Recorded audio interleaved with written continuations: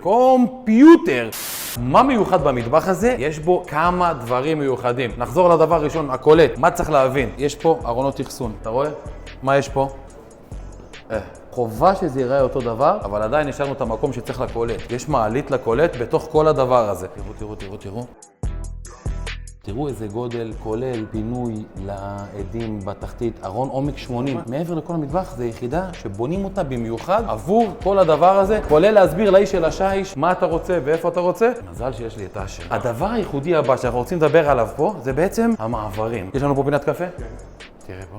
יש לנו פה מזווה, שהוא גם פינה לכל המוצרי חשמל הכבדים. בום. אני אגלה לכם סוד, המטבח רחוק 10 סנטימטר מהקיר. ולמה? הלקוחות היקרים הביאו פה מקרר יין סופר מיוחד. יצרנו פה גומחה. עכשיו שימו לב, מה האתגר בגומחה הזאת? אתה רואה את המסגרת הזאת? לא יכולה לבוא בחומר הזה, כי זה חומר סינתטי. עשינו התאמת גוון, גם לפרופיל הזה, גם לדלת וגם לויטרינה. קומפיוטר. הכל בחסות כמובן. דניאלה טרבלסי המעצבת האלופה. בום!